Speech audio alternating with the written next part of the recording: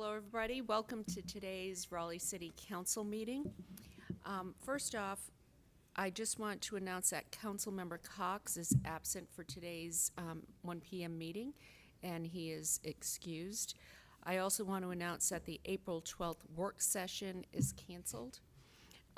So we will have a meeting that Monday on the budget work session, so just keep that in mind. I'm going to start with the Pledge of Allegiance, but we also have some special guests here today that I'm really excited to welcome, and we'll get to that right after the pledge. So, Councilmember Branch, could you lead us? Pledge allegiance to the flag of the United States of America and to the republic for which it stands, one nation, under God, indivisible, with liberty and justice for all.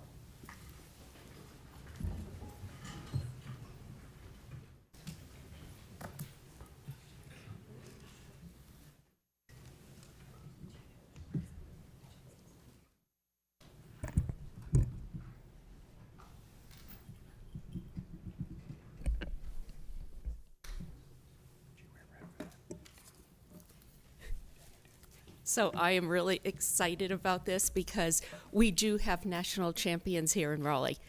Yes.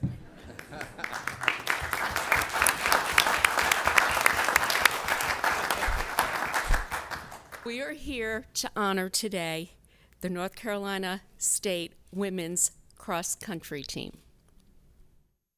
I'm going to ask all of you to come on up, stand in front here, because we're going to get a picture. And yes, you got the trophy. All good.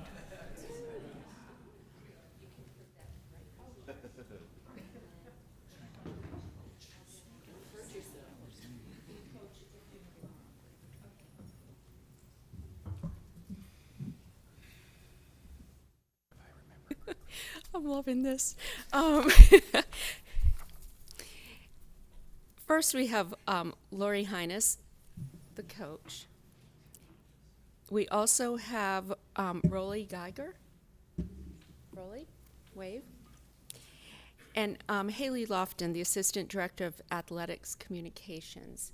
Haley? You can wave. Come on up. Haley, come on up. You were part of this too. So first, I want to apologize because it's taken us a while to actually celebrate your championship. But it was important that we do it in person and not on Zoom, because who is not sick of Zoom? And also, this was a really great way to start our meeting. From what I understand, because my daughter used to run cross country, my brother ran cross country. Before my knees ran out, I did a little bit of that too. It is not easy. So for all of you out there listening, running cross country can be unpredictable. There's the terrain, there's the weather, and then there's the distance. So you have to be in tip-top shape and dedicated to your sport.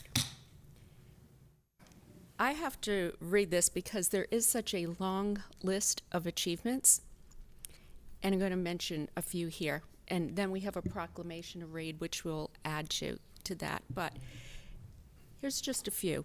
First NCAA title in program history. 5th straight NCAA Southeast Regional Team title. 6th straight ACC Team title. 6, I said 6, all ACC honorees tied for most in a single season, 6. And numerous individual awards, and a coach, our coach here, who is named the National Coach of the Year by the U.S. Track and Field and Cross Country Coaches Association. I have to say, you were all serious athletes, and you're a serious coach. They're lucky to have you. You know, really, a lot of this comes down to leadership, but it also comes down to dedication, and it comes down to teamwork, and it comes down to support for one another. You have done that. I am going to read this proclamation, but before I do, Coach, can you come up and say a few words? Thank you so much. We've done a lot of things since winning the national title. This is really one of the coolest. We appreciate the invitation and appreciate being here for sure.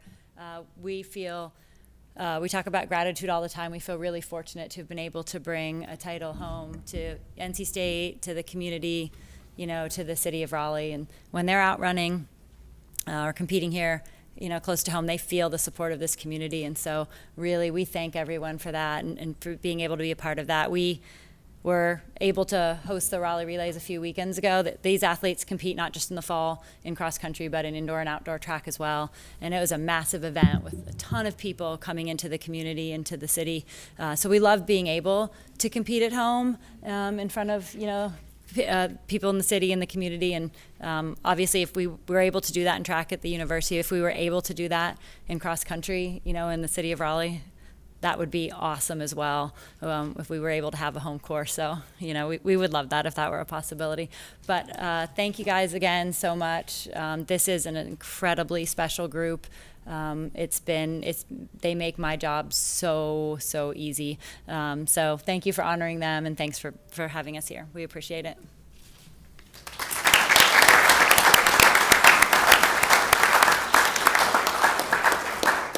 Okay, I'm going to read the proclamation, and then we will get a picture. And I'm going to ask city council members to come up behind the team when we get that photo done, as well as our staff here. So here we go. Whereas the North Carolina State University women's cross-country team is located in the heart of downtown Raleigh, and whereas the women's cross-country team had a stellar season, never finishing lower than second place in any meet, and were ranked the #1 team at the end of their season. And whereas the 2021 NC State women's cross-country team boasts an impressive list of awards, they have earned 5 straight NCAA Southeast Regional Team titles, 6 All-Region honors, 6 ACC team titles, and 5 All-American honors in one race.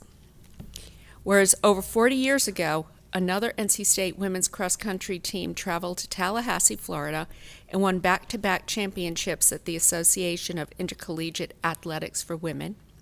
And whereas in November of 2021, the current women's cross-country team traveled to the same city to compete in the National Collegiate Athletic Association's Division I championship,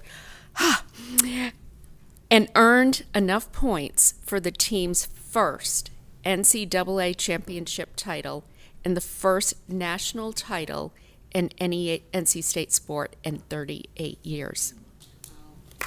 Okay.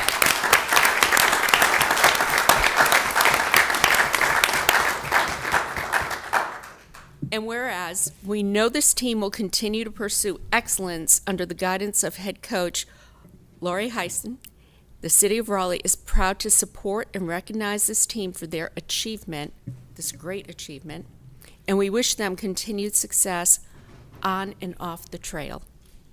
Now therefore do I, Mary Ann Baldwin, Mayor of the City of Raleigh, do hereby proclaim November 20th, 2021 in the City of Raleigh as NC State Women's Cross Country Day.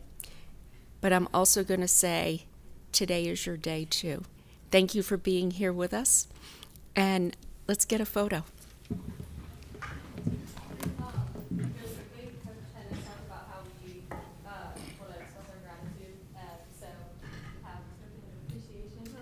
Awesome. Oh my goodness. So thank you so much for having us. It's the championship hat. Yes.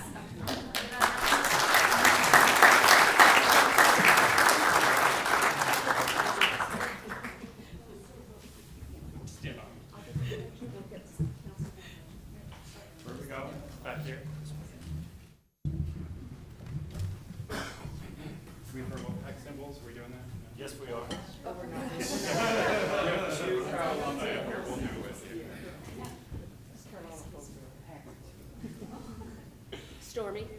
nice. So are you gonna do the symbols? No, not. All right, so first off, I'm going to present both of you with a proclamation. I'm going to stand on my toes so you can see me.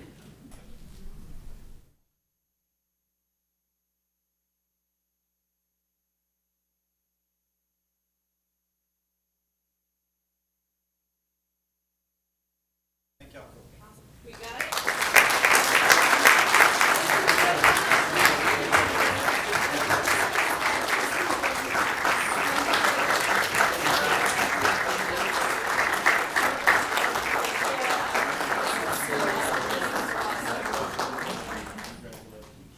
Congratulations, ladies.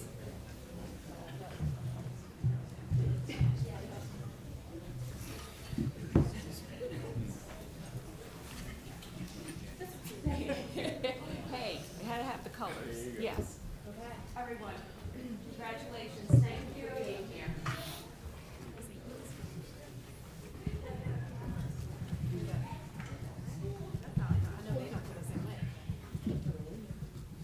That was cool.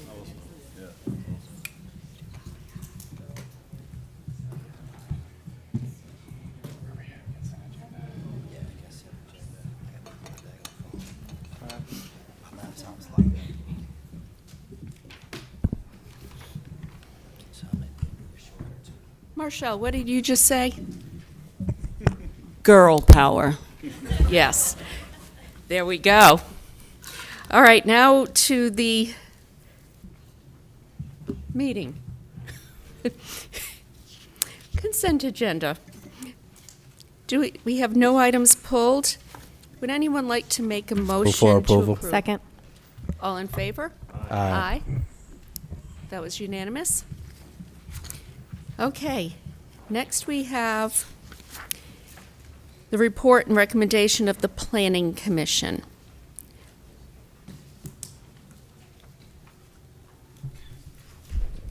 Good afternoon, Travis Crane, Planning and Development. This will be your shortest Planning Commission report ever. There are no items to report out today. I suspect you'll see some more at your next meeting. I do want to make one announcement, however. There's on your projected items of public hearing. For the next public hearing, there's an annexation.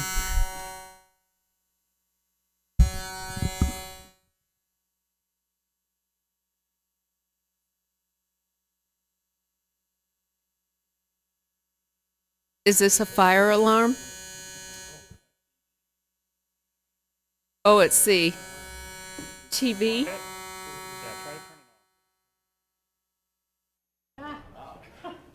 Your time's up, Trev.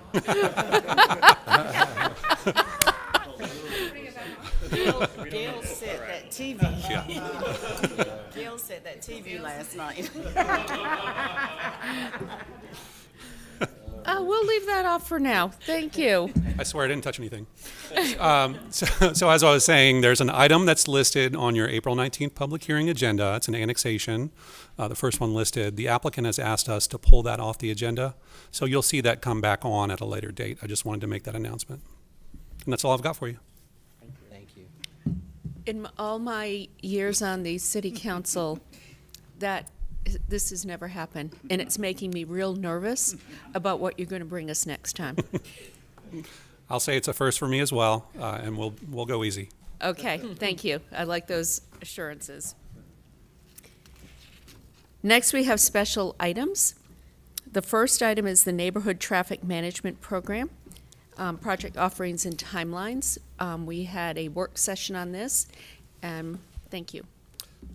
Thank you, Mayor and Council. My name is Will Shoemaker, and I oversee the City of Raleigh's Neighborhood Traffic Management Program. Before we get started, I want to take a quick second and introduce Lorenzo Searles back there. He ran the city's COUNT program for a number of years. Whenever a position opened up in the Neighborhood Traffic Management Program, he threw his hat in, and he was the best fit, so he's been with us about 2 months, so we're excited to have him on board. We're finally fully staffed. Ready to keep going, keep pushing out traffic calming projects. So as the mayor stated, we were here in February at a work session, and it was brought up at this point that there was some questions about how long streets were remaining on the traffic calming list from qualification to whenever we got a project on the ground. So we wanted to run through a couple things with you here today, talk about the program, the timeline, the history, some recent policy changes that council has made that will address this, some stats about the projects that are currently on the list, traffic calming and the NTMP moving forward with some finally some policy update options for you. So the NTMP was first established in 2009, and then from 2009 to 2015, there was a project output goal of 7 to 10 projects, with each cycle lasting around 12 months, from the first meeting to the end of design whenever we started to move into construction. Then in 2015, the NTMP was placed into the TNT subcommittee for review based on some equity concerns on who we were engaging in the whole process, and it stayed there for about 2.5 years. During that time, we were still receiving requests for traffic calming. We were still finding streets that were eligible, but we were unable to put any projects on the ground. So this is whenever the list really started to grow during this period. Reporting out of committee in 2017, from 2017 to 2020, we kept a project goal of 7 to 10 each cycle, but with the added steps and some of the added things that came out of the recommendation from the TNT, it unintentionally elongated that timeline from about 12 months up to about 18 to 24. So we had inadvertently cut our project offerings in half just based on the time and the length. We came to you in October of 2020 with some updates, some process improvements based on what we had seen from having a couple cycles, as well as what we heard from the community. We tweaked the policy, we streamlined some things. We now have a goal of 15 to 20 projects per cycle, and we decreased that cycle length to about 12 to 14 months. So we effectively have quadrupled our project outputs from whenever it got reported out in 2017 to now. To highlight those recent policy changes that were enacted by council, so we updated the qualifying metrics to be a little bit more equitable, so that we were getting and targeting those streets that had true speed compliance issues and crash issues. There were multiple project lists that led to complexities to staff and to the public, so we combined all those into one so that we could increase transparency and hopefully streamline everything a little bit better. Again, this is where that increased output from 7 to 10 to 15 to 20, that's whenever this went into effect. And then we also added a new section to the policy, a pilot installation that allows us to evaluate and try new forms of traffic calming, new treatment styles to give us a little flexibility to keep progressing and keep moving forward. And then we also gave those streets that go through the pilot program a path to permanency.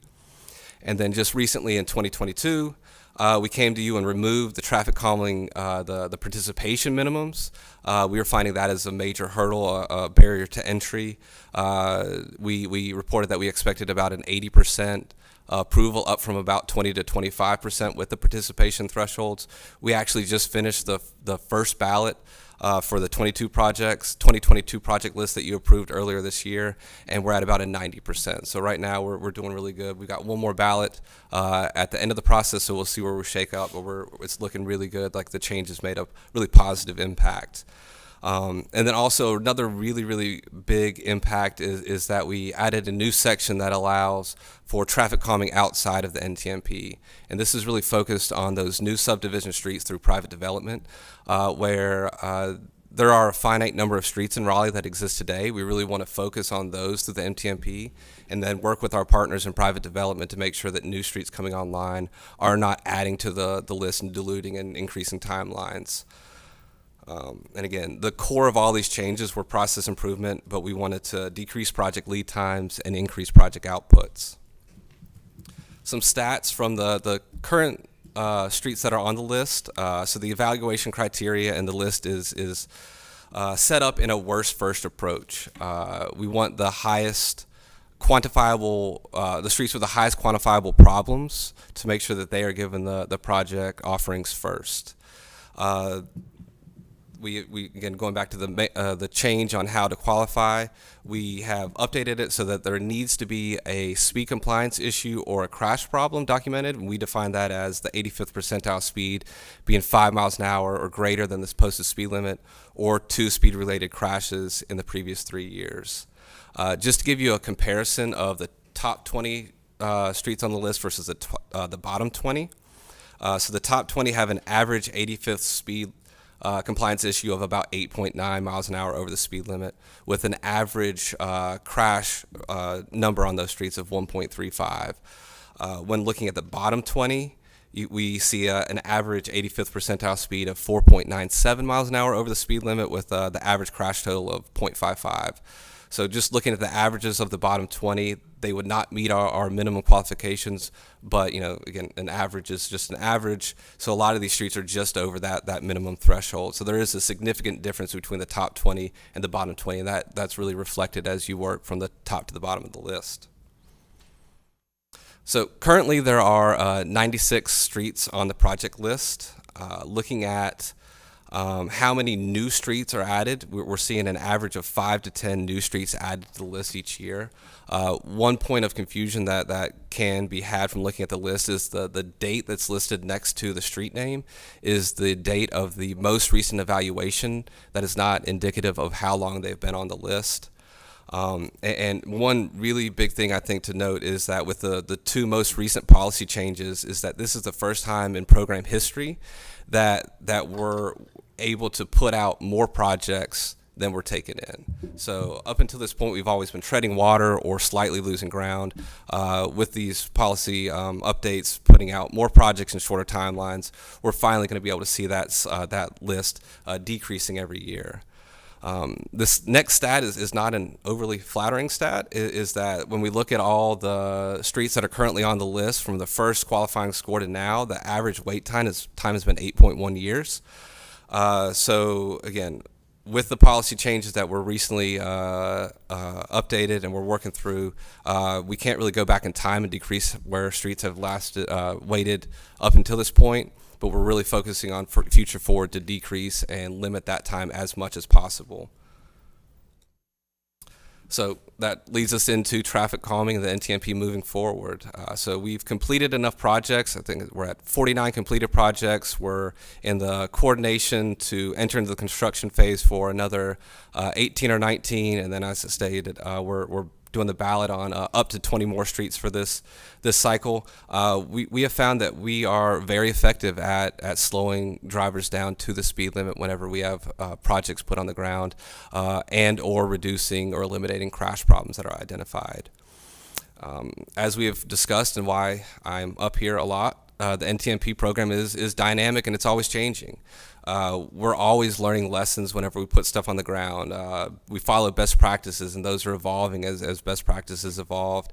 And we want to take those lessons learned and applied and continually to improve this program to make sure that we're putting the best product that we can on the ground. And again, going back, all these recent changes should result in more projects on the ground in a quicker time frame.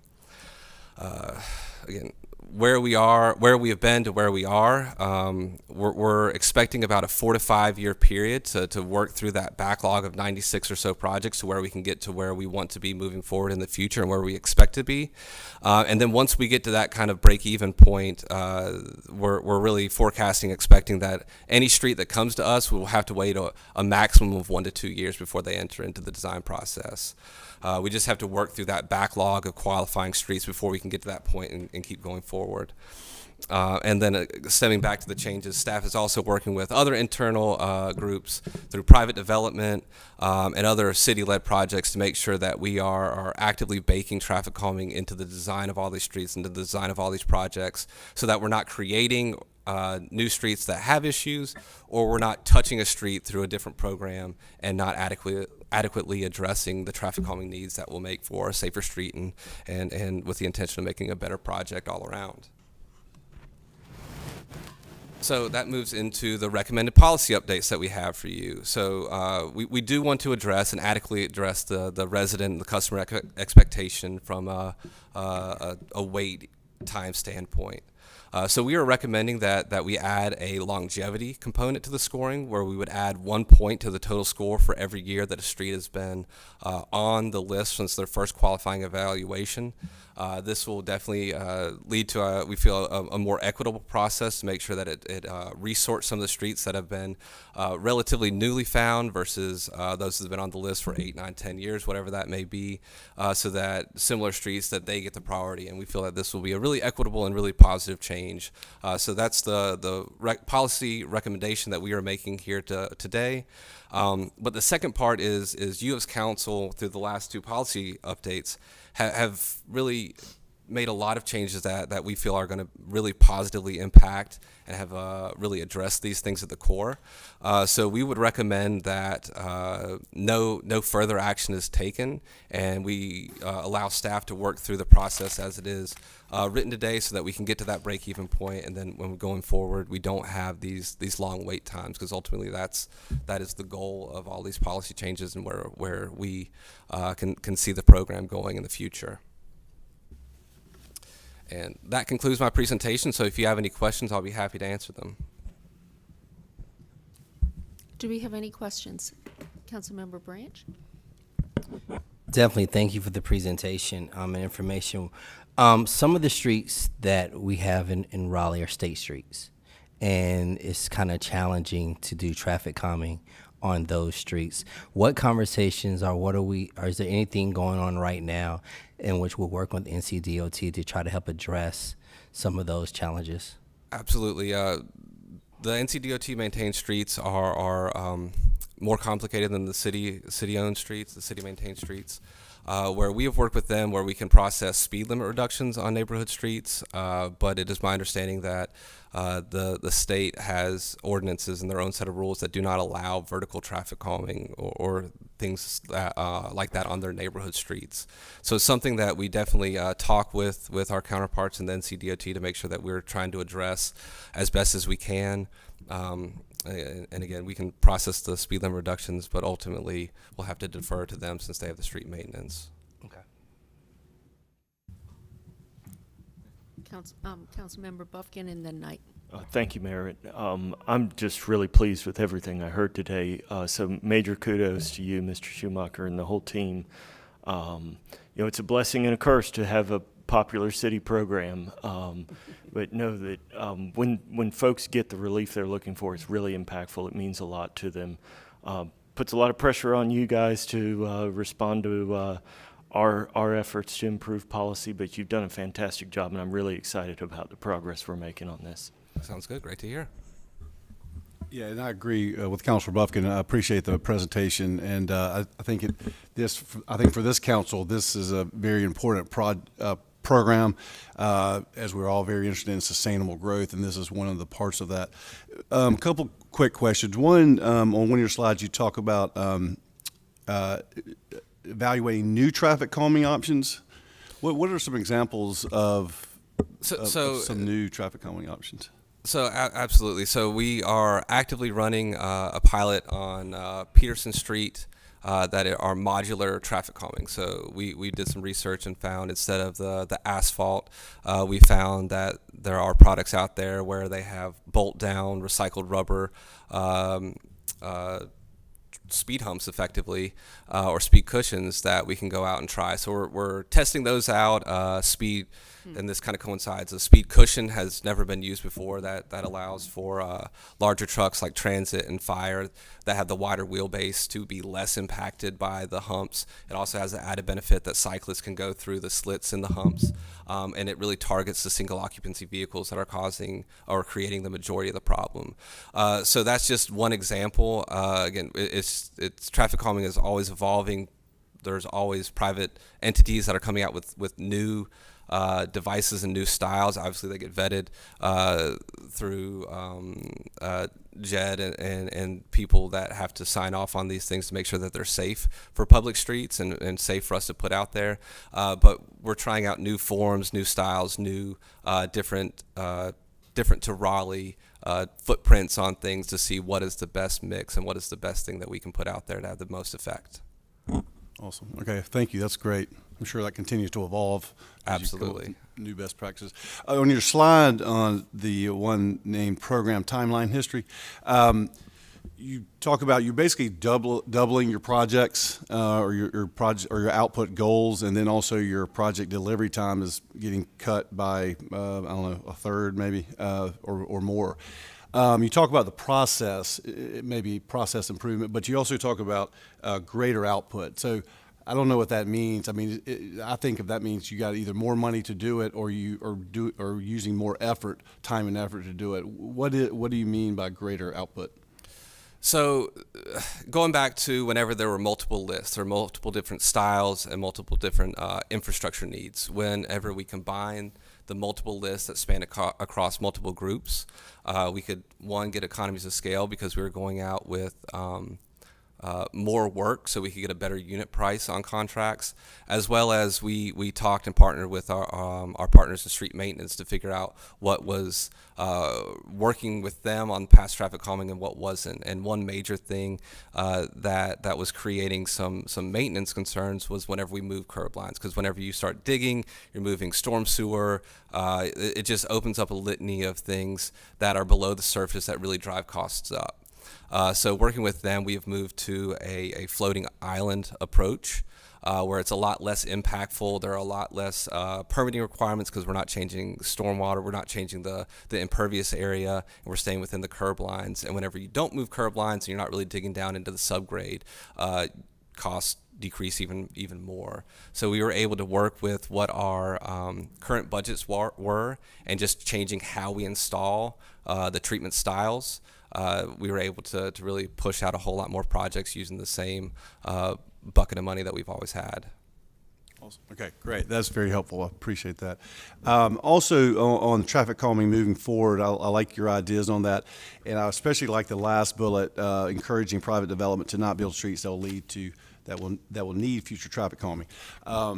This obviously meshes right in with sustainable growth that we're all interested in, and growth in effect paying for itself, or more so paying for itself. And I think we need even look, do we require it, right? I mean, if we know it's going to happen, why do we let it? Because we know there's going to be added costs for the city later on. I think that's something that maybe they should look at incurring when they are actually part of their development. So I think that's something that we should look at as we look forward to this option. And then to the state streets, I think that's very interesting because I think that is a big deal. Just like the 5 Points project that we're getting ready to do, I think we may need to look at other areas that have state streets as well as city streets. That may be a way of going about dealing with these high traffic areas that involve both of those type of streets. So thank you very much, and I appreciate it, and look forward to continuing to work with you on this program. Mayor Pro Tem Stewart. This is awesome. I move for approval. Do we have a second? Thank you. All in favor? Aye. That was unanimous. Thank you. All right. Thank you. Thank you for your good work. City Manager? Thank you, Mayor and Council. Good afternoon, everyone. Today we have 4 items on the agenda. The first of which we will have Travis Crane from Planning and Development Services provide council with a response to a request that was made at the table back in November about the process of referring rezoning requests to committees. Thank you, ma'am. Again, Travis Crane, Planning and Development. Happy to be here with you. So this is a follow-up item that came from the table late last year, raised by Councilmember Knight, and I believe Councilmember Branch, you also added a component question to this as well. So staff has got recap of the request here and then offered some suggestions for you to consider. So 2 very basic questions here, and I'm paraphrasing. Can there be options identified for referral of items to a subcommittee? So you saw a few zoning cases referred to subcommittee late last year. That was probably new activity for some of y'all. I will admit that was a more active process in years past. So on the heels of those zoning cases, staff was asked to look at a potential framework for referrals to subcommittees.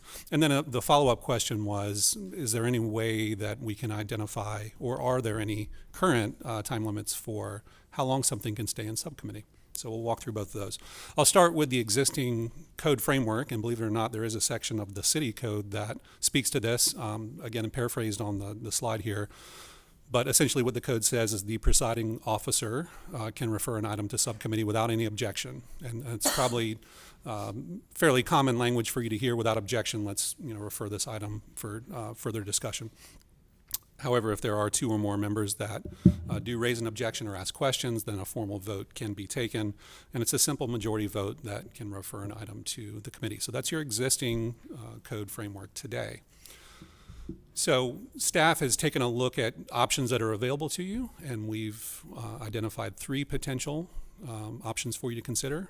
And the first for you to walk through is the status quo, no change, right? You can keep the existing framework in the code today and continue to operate the way that you have in the past. Really where you find the meat of the staff analysis and recommendation here is in items 2 and 3. I will admit they're similar in nature. Item 2 is just identifying an updated framework. The language would not be placed in the city code. That's an important distinction between 2 and 3. So staff has identified a few different trigger points that could give rise to referral of items to a subcommittee. The first is if an item is inconsistent with the comprehensive plan and has received a recommendation of denial from the Planning Commission, and if there's an outstanding issue listed in the staff report. And so that third item there is generally information that you find in the staff analysis if there are unmitigated items that staff has raised that have not been addressed through the review process. That's where you would find that type of information. And then the third option here is essentially taking that existing framework and placing it in the city code. So again, item 2 really is where you see the meat of the staff analysis here. So on to the second question about duration of time within a subcommittee. There is no language in the city code here. You might have heard in the past, folks, council members who have asked for items to be referred might say, we'd like to have one chance to review it, or one meeting to review it. And that's just the signaling from the table that there can be a quick discussion. However, there is no formal language that ties you to that. I would admit for rezoning items, there are some guardrails in the zoning code. So the UDO sets an amount of time where a public hearing must be scheduled. And then once the public hearing has occurred and closed, there's a time limit on the amount of the time for conditions to change. So that's a 30-day time window. That's a pretty quick fuse there. So there are two what I'll call informal guardrails for length of time for a zoning case in a subcommittee. But that's as close as you get within the code structure. You can establish a time frame if you wish. Obviously, that's something that you can come up with from a policy perspective. You can put it in the city code if you wish as well. I would make one final note. An additional question that Councilmember Branch asked was, can we look at peer cities to see what they do? And that's something that we often do with this type of work, is look out to our peer jurisdictions. This answer will probably be not satisfactory to you, but not surprising in that everyone does it differently, right? So there are some cities that don't even have committee structures, that don't refer anything anywhere. There are others that have a more loose process where it just happens at the table and there's nothing written down in the code. So there really is a pretty wide spectrum of activity there from our peer jurisdictions. And with that, I will take any questions you might have. Do we have any questions, Travis? Not really a question. Thank you for the information. My recommendation is probably going to be actually maintain what we currently have, because I think once we start identifying criteria, there's always going to be that one item. And if it doesn't fit that criteria, then we put ourselves in a bind. And we have to think about future councils going forward as well. So my motion would be to option 1. Second. Councilmember Knight? Can we refer this to a subcommittee? Seriously,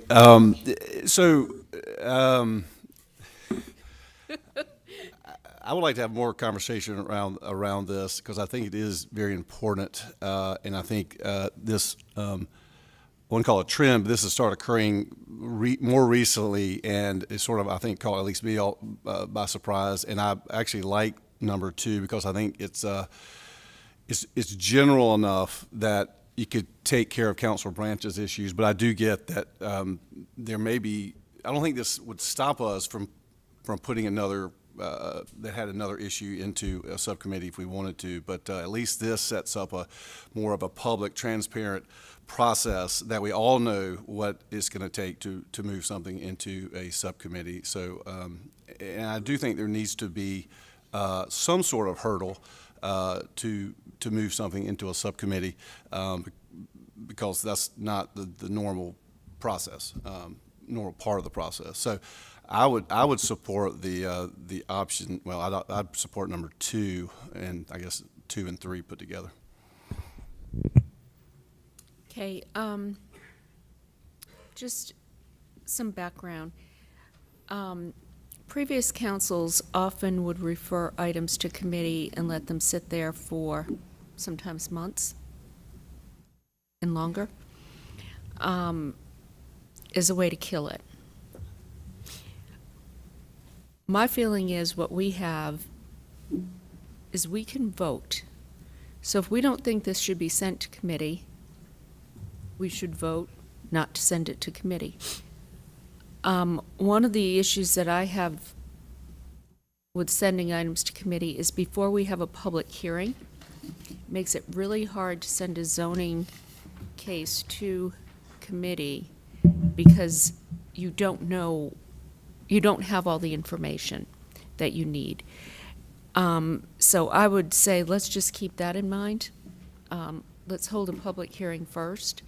And then if there's more, if there are issues that need to be resolved and we want to send it to committee, let's do so, being mindful of the timelines that we have, but also being mindful that we each play a role in making that decision. So I think that would be the role that would give us the most flexibility under this criteria. So, Councilmember Knight? So I can't recall, have we sent one or multiple ones to subcommittee before a public hearing, this council? One without a public hearing, the other after public hearing. Okay. I would certainly support that it at least has to go through a public hearing, I think is what you're saying, or we have to receive or have a public hearing before we make that decision. Well, that would be my suggestion, Yep. but it's also my suggestion as to how we vote going forward. So, but I think if we maintain the status quo, but keep in mind that let's follow best practices. Mm-hmm. I just have a concern following. It makes it informal or case by case, which I just don't like. So, and I think it should be more transparent and upfront. We know what the situations that we will be able to send it to subcommittee. So, but you know, I support option 2 and 3. Well, there's 2 choices here. You can make a substitute motion and see if there's any support for that. So moved. Do we have a second on the substitute motion? Okay. That motion did not get a second. We have one on the table to keep the status quo that has been made by Councilmember Branch, seconded by Councilmember Melton. All in favor, please raise your hands. Aye. Aye. Opposed? Okay. You have that vote. Cassidy? Okay, thank you. Okay, the second item is almost a legacy item. Several years back, there were conversations with the Highwoods Property Owners Association about some cost-sharing opportunities for sidewalks. Over the course of several years, there have been many conversations, and today we have Michael Moore, our transportation director, to kind of bring it forward to where we are today and what our possible options of moving forward on this opportunity for Highwoods. Thank you. Again, I'm Michael Moore with Transportation, and again, this will be a very familiar item to some of you, maybe not so much to others. So I'm going to walk very quickly through kind of some of the terms and conditions that we've worked through. First, this is done through our public-private partnership arrangement. In the 2017 bond, we identified dollars to go into this, and at that time, council identified 3 projects, including Highwoods, roundabout on Oberlin Road, and sidewalk improvements for the YMCA on Rock Quarry. The Rock Quarry improvements are complete. The Oberlin Road roundabout, that development changed hands, and the developer that finished that out was not interested in pursuing that partnership. And so here today we're to talk about Highwoods. And again, this has been a bit of a legacy. I think this was maybe one of the first projects that Deputy City Manager Haywood took me to when I first arrived. So the scope of the project would include sidewalks on both sides of Highwood Avenue, and then sidewalks on Poplarwood and Smoke Tree, but only on one side. We would include some pedestrian crossings into this. The city would bear the full cost of that. There would be some elements included, basically bus pads to support future transit. And our estimated price from a couple years ago was $2.85 million. The project deviates a little bit from our typical P3 policy, and this basically outlines what that is. One of the big differences here is that we're negotiating with the Property Owners Association there along Highwoods. Number of property owners involved, number of properties that will require right-of-way dedications. So it's been a fairly complicated and complex process for us to work through. We've also worked through some terms about how the POA would make some repayments. Again, since we've got multiple property owners there, they wanted some certainty about how that process would come to be, so we've included that in your backup. There are a number of meet and confer provisions in this. One of the big concerns we have here is just how do we manage cost. So we have a couple of opportunities that if we're not able to get all of the right-of-way in, that we would do a meet and confer to see how we move forward there, and some options about whether we go forward to discontinue the project. Secondly, one of the big unknowns, I think Councilman Branch raises this with us quite frequently, what about utility relocations? We have that here as an item that we've put a budget around, but if we find that that we exceed that $50,000, we have an opportunity to meet and confer and look at those impacts. There are a few new provisions in this. So we were last before you in August of 2019 with that proposal. Since we've had a global pandemic, since we've seen cost escalations in the process, since we've had a number of changes, particularly in that Highwoods is no longer the manager of the Property Owners Association, and that's now Debnam Property Management. We wanted to come back with you for this check-in and to get your authorization to continue, basically to do 2 things. One, because we think we may have some, just to make sure we're covering our numbers, Debnam has agreed to step forward and help cover 50% of any overages that we may see and incur. And we need to add them as the property manager to the agreement. So we just needed a little check-in with you to get your authorization to continue those negotiations prior to the POA's approval of terms tomorrow evening, hopefully. And we would bring a contract back to you in the very near future for approval. Okay, do we have any questions? Councilmember Branch. So as far as the contingency in excess of POA cap contribution, so basically I see the cap is 1.22 million. Yes. So anything over that, the DPM is willing to cover? 50% of what overage we would incur, yes. Okay.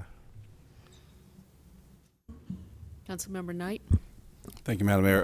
Yeah, Mr. Moore, for I guess half of us, this is new. I didn't know about it till it came up on the agenda. So this is, I think, a interesting concept and a positive one. And you know, you've heard from me talking about Glenwood, for example. You have some businesses that were built, or the building was built, they have sidewalks. Some were before that policy was put into place. So we have a lot of gaps. And I think one policy avenue we may have is trying to work, what is a PPP or otherwise, with those business owners. It's good for them. It's an amenity to them. It helps people get to their businesses as well, in terms of working with these businesses to help speed up the process of putting sidewalks where we want them, is also filling in the gaps. And so I would encourage your office to look at how we could do this, not just through a bond process, but all the time. So I'd love to continue to have that conversation with y'all as well. Certainly, we're always looking and interested in partnerships where we can make those work.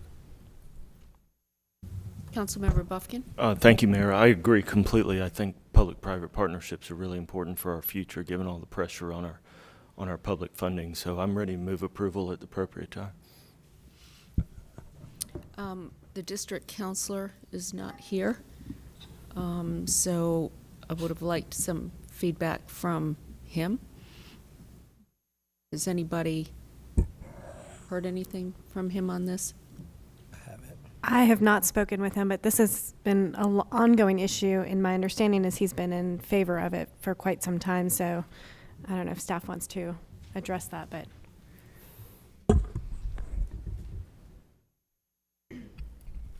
Thank you for the question. Tansy Hayward, Deputy City Manager. I haven't talked to Councilmember Cox directly, but we did know that he was going to be unable to attend the meeting today.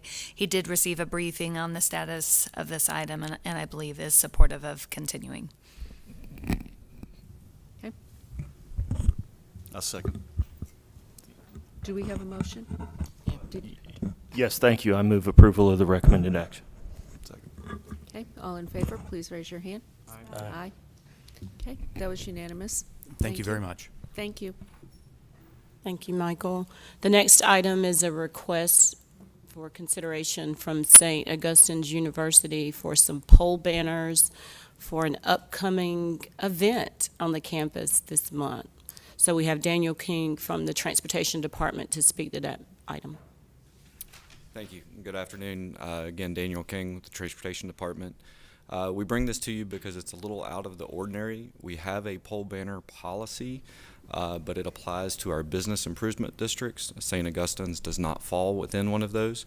So I'll walk through a couple of slides here, and then I'll be happy to answer any questions if you have any, and we'll let you know what our request is. So St. Augustine's has come to us and requested to install pole banners along the street frontages adjacent to their campus. To coincide with the inauguration of a new university president. It's Hill Street, Oakwood, North State, and Glasscock Street is where they'd like to install these banners. We have, like I said, resolutions in place that establish policies on pole banners, but again, they apply to our business improvement districts. The 2000 resolution established the policy, and then there were resolutions in 2003, 2011, and 2017, which provided for expansion of those to the Downtown Raleigh Alliance, the Hillsborough Street Community Corporation, as well as set additional submittal requirements. So the existing business improvement districts that we have, like I mentioned, are the Downtown Raleigh Alliance, Hillsborough Street Community Services Corporation, and they work as partners in administrating the pole banner program in their respective areas, which includes the installation of the brackets on the poles, the manufacture of the banners, maintenance, and then ultimate removal of those banners. Why this is before you today is that pole banner program, as I mentioned, requires banners to be installed within an existing business improvement district. St. Augustine's does not fall in an existing business improvement district. All of the other requirements for the pole banner policy are met with the submittal that they have given us. And the current city resolutions tie those responsibilities of the banners to the specific business improvement districts. So in this case, St. Augustine's would bear the cost for the bracket and pole banner installations. So what we're asking for from a recommended action is we're asking for authorization for staff to coordinate with St. Augustine's University for the purpose of installing the brackets and pole banners along Oakwood, North State, Glasscock, and Hill Streets on segments directly adjacent to the university for a period of 18 months. And I'm happy to answer any questions if you have any. Councilmember Fort? If the university is actually going to cover the costs, why are we limiting it to 18 months? I mean, if they're paying to have them installed, why can't it just be there permanently? That's a great question. The reason we put an 18-month time frame on there is we'd like to go back and reevaluate our overall policy and offer it to additional areas outside of just the business improvement districts. And that would give us an opportunity to do that and then put them within the regular policy rather than having them standing on their own. Okay. Okay. Makes sense. Yes. Just to follow up, if it's approved today, when we're switching from the regular policy to new policy, if they've paid for them, could they just keep them? They then have to take them down and then put them back up again? No, we would Okay. not ask them to take Okay. them down and reinstall them. No. Councilmember Branch? Mayor, I would like to move forward with approval of authorizing the banners on the streets mentioned in the recommended action. A second. Seconded by Councilor Fort. All in favor? Aye. Aye.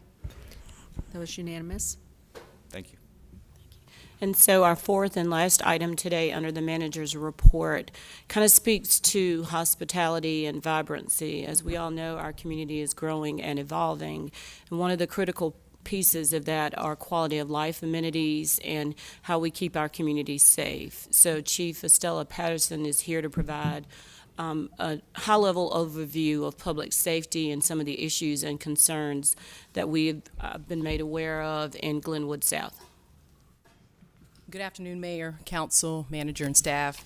Thank you for the invitation to provide just an update, as the manager stated, on Glenwood South and possibly what we can expect as we move forward into the summer months.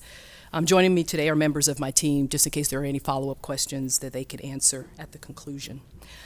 I believe that this conversation is timely, especially when we see what happened over the weekend in Sacramento, those horrifying images and the reports of 6 people being left dead and then another 12 having to be transported to the hospital in their entertainment district after a shooting incident. I think that it's time that we look more closely at our own community and that we talk about certainly making it vibrant, keeping it vibrant, but also making it safe for everyone who visits there. Just this past Thursday, I was at a meeting with chiefs of police from across the nation, major cities, and as Canada as well. And we were talking about the rise in violent crime that we are experiencing in our respective cities and what we're going to do to combat that. And Chief Kathy Lester from Sacramento was among us. And I know for a fact that she was not expecting that within 48 hours her city would make national news. And truly, I think it's a reality check for all of us to look at our cities more closely. So with respect to Glenwood South, I'm often asked, what is our vision for the city? And I think I have shared this repeatedly, that I want to make Raleigh the safest city in our nation for all our visitors, those who live, learn, work, and play here. But it's not just about feeling safe, it's about being safe, and that we have to take measures in order to do that. I reaffirm my commitment to working with businesses, with community members, and with each of you to make sure that our city is the safest that it can be. With respect to Glenwood South, there are 3 updates I want to provide you, or 3 areas of update I'd like to talk to you about today. Firstly, our current RPD initiatives. Secondly, the recent incidents that we have seen along the corridor. And then finally, recommendations for a safe and vibrant district. As you are much aware, in 2015, RPD formed a hospitality squad that was created primarily for Fayetteville Street. And I understand that that has moved to Glenwood South because of what we have seen in that area. Last September, after arriving and seeing the crowds along Glenwood South, I supplemented our hospitality squad by devoting additional officers, particularly on the weekends. And I'd like to give you just an idea here of the calls for service that we have been seeing and the reported incidents pre-pandemic and then even now. And looking at this table, the most glaring is the number of concealed weapon violations that we have had to cite individuals for in the area. When we look at 2019 and 2020 compared to 2021 and present, we have seen that number triple, more than triple actually. On any given weekend, there are crowds up to 12,000 people in that area. Some of the lines that we see at the establishments is just evidence of how crowded it is and how many individuals that we see. And I suspect as it gets warmer, we're going to see that crowd continue to grow. Those who are frequenting that area certainly are young professionals that live within the area. We see some college students, but we're seeing an increasing, growing trend of individuals coming from surrounding areas and surrounding cities. Fayetteville, Rocky Mount, even Greensboro, Charlotte, coming to this area because it is the hot spot now. From our voluntary contacts and our arrests that we have made in this area, we see an increasing number coming from outside of Raleigh. In fact, over half of the people that we arrest, they do not live within our jurisdiction. with this table, we see assaults and fights that is on a weekly basis. Our officers who are working that area, they are having to respond to these incidents. In this table, what is being actually reported is what we're seeing is actually more than what's being reported in this particular table. What is disturbing to me, of course, is the number of assaults, but also to the fact that our law enforcement and our EMS personnel are being assaulted when they are there to provide services and to help the situation rather than make it worse. The majority of these assaults that we're seeing is just due to excessive drunkenness and erratic behavior by individuals in the area. With respect to traffic, one of the continued issues we're seeing is the traffic congestions and illegal parking that is occurring along the corridor. On this table, you will see an increased number of traffic stops and parking violations. Since increasing the number of officers in the area, I have instructed my officers to be very proactive in offenses that they are seeing that endanger the public, such as speeding, reckless driving, and driving while impaired. From these stops, we are finding guns and we're finding drugs within those vehicles, and we're making arrests of those who are already convicted felons. With respect to initiatives, so when I arrived here in Raleigh and I was briefed on Glenwood South and had the opportunity to visit Glenwood South, I said immediately we have to do a couple things. One for me was to have an education campaign of the business owners and the managers to talk about what we were seeing and the violations that we were witnessing. So in late September, I sent letters on my behalf. They were certified mail. We wanted to make sure that they were received to every business in the hospitality district. In that letter, I made my introduction as the new chief. We also apprised them of the HDEP ordinances. Also, too, we alerted them that my team, as well as the Emergency Management, Office of Emergency Management and Special Events, would be doing audits of those businesses to ensure that they were in compliance. We then followed up those letters with actual visits by members of my hospitality team and EM, and we spoke with those business owners, those managers, answered any questions that they had, and we reminded them about the audit that we would be doing. Also, too, as far as initiatives, I increased the number of officers that would be patrolling on Fridays and Saturday nights particularly, so that we can ensure a safe environment. I did that having very limited resources to begin with in the first place, but because of the safety of the individuals on that corridor as well as my officers, I felt it was necessary that we increase with high visibility patrols. Also, too, we continue the conversations, and we're doing that even today, talking to those businesses, visiting those businesses, ensuring that, asking really for voluntary compliance from them. And then also, too, we began enforcing the city ordinances. Again, education campaign first, but we're at that phase now where we are actually citing for the repeated violations that we are seeing. And I have been very transparent to the businesses and letting them know that we would start citing them if they were not in compliance.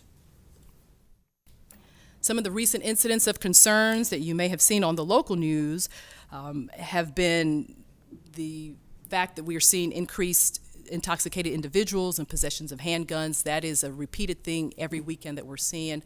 Also to the assaults and that of the EMS workers, as I've stated, individuals consuming alcohol in parked cars. Our officers are being proactive in going up to those individuals, having conversations with them, and that's where we are finding that they have alcohol in the vehicle as well as weapons. Also, too, the increased noise complaints from neighboring residents. Every other email I get in my email box is about someone complaining about the noise in that area. Our officers that are working those corridors, they respond to those calls so that we don't have to pull resources from the rest of the city to respond to that. With respect to incidents of concern, St. Patrick's Day weekend was a busy weekend, a very festive weekend for many, but of course that brought issues that are very concerning to me. One particular, we had a feud between two subjects who left one of the establishments, and we had gunfire exchange between those individuals. One person did suffer an injury and had to be transported to the hospital. Also, too, you may have seen the images of the individual who jumped off the roof at the 200 block of Glenwood South. This past weekend, we had a stabbing outside of the 100 block near Mojito Club, and this individual, we believe, was just trying to break up a fight and became the victim of a stabbing. So these are just kind of the things that we're seeing on a regular basis. I do provide a weekly report to the manager just kind of outlining the things that our officers are experiencing and seeing and what's being reported in that area. I want to make clear that my desire is vibrancy over catastrophe. We don't want the area to be catastrophic. I want people to enjoy being able to go out to Glenwood South and have a nightlife, but Sacramento is a sobering reality for us that we have to look harshly at measures and be more aggressive in our stance concerning that. So I'll conclude by just giving you some of the recommendations that my team and I have spoken about. We also have communicated this to other staff members, the city attorney's office as well. One of the big things, of course, is the use of handguns and the presence of handguns in Glenwood South. So our recommendation is that we highly encourage businesses to have walk-through magnetometers at the entrances of those businesses to really deter. I think people know and they feel that if they're going to be magged, they're not going to take weapons. They're going to leave them wherever, leave them at home. That's our goal. Just don't bring them into the corridor, don't bring them into the businesses. So we highly recommend that. Additionally, just looking overall, revisiting the HDEP and the AEP ordinances and seeing where we can strengthen them, where there can be stronger penalties. And then thirdly, addressing the gridlock and the traffic. My biggest concern is emergency vehicles with all the traffic that we see, and oftentimes it's just people cruising. They're not even looking for parking. They're just continually driving through the area. That I'm concerned that our emergency vehicles, if they have to get in there because there's an incident, they won't be able to because of the gridlock and the overcrowding. And then lastly, just continuing our CPTED, or our crime prevention through environmental design measures, which the city has done an outstanding job in terms of lighting, in terms of sidewalks, looking at repairs on the sidewalks, but continuing those efforts as we are seeing them, and then even having messaging boards and other things to really alert those who are in that area of the issues that we're seeing, directing them, the traffic in the way that we want them to go to ensure a safe and vibrant community. I can't stress it enough that I desire to work collectively with you, with the businesses, with the community members in that area to make it the safest area that we can. The issues that we're seeing at some point, I believe truly that we might have a national incident, and I don't want that by any level, and I don't think anybody else wants that at all. So with that, I will take any questions that you may have of me. I do have a question about the traffic gridlock and overcrowding. Yes, ma'am. What are your recommendations for that? So we're looking at different things. One recommendation we have possibly is to make the entire corridor during those peak hours a one-way street, and then that way we can divert the traffic into the direction that we want to have it. By no means, though, would any of those lanes be open to pedestrian. That would all be vehicular traffic going in one direction rather than having two-way traffic. Okay. And then, have you spoken to the businesses yet about the use of the magnetometers? Yeah. No, we have not. That is something that really I started thinking about after this weekend with what happened in Sacramento, and then just benchmarking, talking with other cities, knowing that that's an effective means to really keep those guns out of that area. So could we include that, instead of just asking, could we make that a requirement of the hospitality district entertainment permit? I think I'd love to see that. I think when we consider the cost of what it may be versus lives, I think we feel that lives are most important. And so it would be a cost associated with that, but I think that that would be a very viable option to make it mandatory. Do we know what the cost of these meters are? Not offhand. It varies quite a bit depending on the types that you get and the specificity of it, but that is something that we will fully research and have. Okay. Could we have some, well, first off, having been very involved in the whole creation of the entertainment district, there's a group that was formed, Glenwood South Partnership, to enable conversations between businesses and residents. I think we should go back to that group with the businesses and the residents. It has to be a conversation between all of them, but certainly looking at these recommendations and getting feedback from everybody, and then I think coming back to us if they're,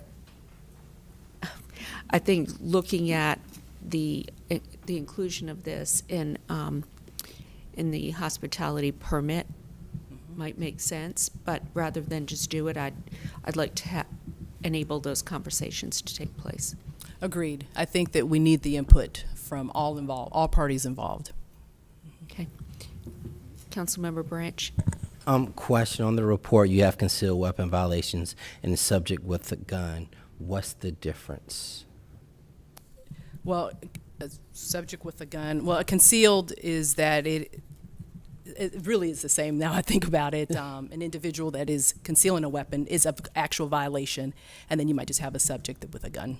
Okay. Councilmember Knight, and then Mayor Pro Tem Stewart. Thank you, Madam Mayor. Chief, thanks for this presentation. It is a bit disturbing. I think it is a wake-up call. We're aware of this, but we have all seen the videos recently from not only in downtown Raleigh, but other cities as well.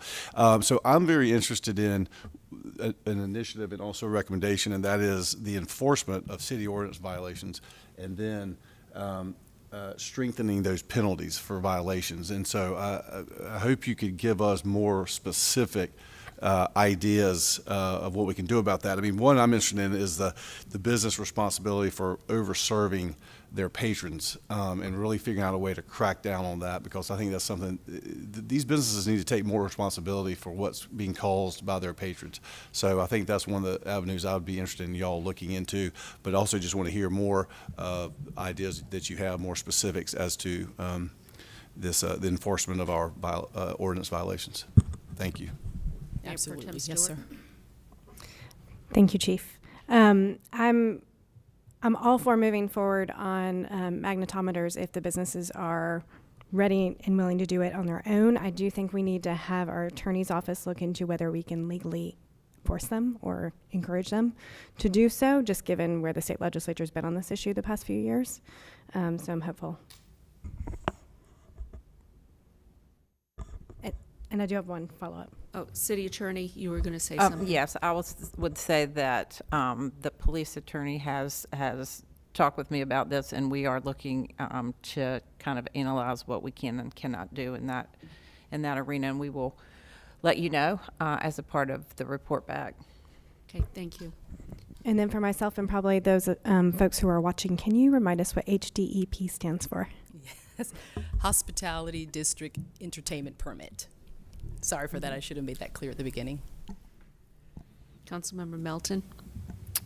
Thanks. Last time we had this before us, I know the comments I made at the table sort of got picked up and they were printed everywhere. And what I was really trying to stress at that point was making sure that we address these really serious issues, but also don't quell the good aspects of the hospitality district in that corridor. So I was really encouraged when I saw the slide, vibrancy over catastrophe, and where you're coming from with these are issues we're seeing in other cities. We need to get a handle on it here. And I totally agree. I think as someone who is down in the Glenwood South area at nights and weekends sometimes, though I think I probably clear out before some of this stuff really starts kicking in, there's a good benefit to the hospitality district. And folks come from out of town, there's restaurants, but no one is going to want to go there if it's not safe. And so we have to make it safe. And so I am fully supportive of all of your recommendations, and I really appreciate the approach you've taken with meeting with your peers in other cities, meeting with the business community. And I don't want us to be on the news for bad reasons. I want Raleigh to always be on the news for good reasons. Agreed. And so let's make this an area folks want to enjoy and hang out, but also a very safe area. Agreed. I agree with you 100% on that. My husband and I like to go down there for dinner and just hang out. But again, we want to make sure that it's safe. Mm-hmm. Councilmember Fort. I'll go when you're down there, Chief, so I know that I'm safe. But probably second to you, I probably get the most email correspondence because it's in my district. And I know you mentioned the noise complaints, and I still get a lot of those emails as well. Can you talk to us a little bit more about, what are some of the issues? Are the establishments, is the noise too loud? Are they going too late after the hours? Or are you still seeing some of those issues? Because those are the complaints that I'm still getting. Sure. And actually, I'm going to ask Lieutenant Bowen to actually come up. He's the lieutenant for the hospitality squad. He's down there every weekend. And so he's hearing and seeing it in real time. So, Lieutenant, if you don't mind, just coming up and speaking specific to what you are seeing with respect to the noise. Hello, everyone. In the hospitality district, enforcing the noise ordinance is tricky to say the least. Many of these ordinances were written, even though the hospitality district is newer, the AEP, which it's based on, was written in the 70s. We didn't have loud nightclubs right next to each other all the way down the street with cars pumping music and whatnot. Taking the measurements from the businesses can be challenging at times, impossible at other times. Therefore, it is extremely hard for us to take enforcement action when we can't, without a reasonable doubt, state that this one bar is making this much noise. Citizens are complaining to where they believe, common sense, I'm standing outside this club, it is really, really loud, and we agree. Probably too loud. However, when you're looking at the sound meter, you can't tell the sound meter, just take the sound from this one club. Forget everything else. Therefore, we're limited to being able to take decimal readings on the outskirts, on businesses that have property lines that are not touching other nightclubs, which leaves a lot of areas to where we can't take those measurements. Additionally, there are ordinances about exterior speakers. I understand why they were written, so you could go outside and have a nice conversation and a drink and have some music playing in the background. However, a lot of business owners have taken that as to expanding their nightclubs into the outdoors.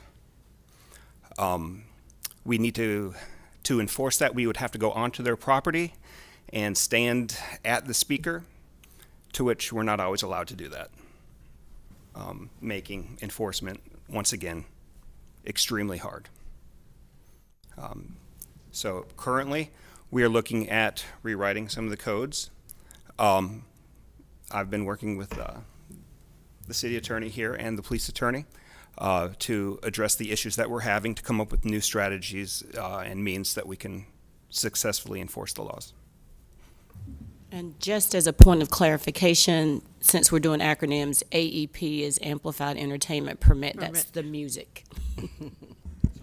And so, Councilman, I hope that answered your question, but really the bulk of what we're seeing is just calls for service saying that it's just loud, that the music is loud. And if I can do a real quick follow-up. So is it like, what I used to get with an email saying it was, 3, 4, 5 o'clock in the morning is all the noise still going on. Are you still getting those types of emails, or is 2 o'clock when it's time to shut down, are the noise complaints going down? But the complaints I'm getting is until 2, 3 o'clock in the morning. Okay. And then there's other activities that are going into the early morning hours. We're getting the same emails. Okay. Okay, I want to thank you, Chief. Mayor. Hold on. I want to thank you for bringing this forward. We do have work to do on this. I like your approach because it's a common sense approach that is collaborative. It involves conversations. So I would encourage you to keep that up.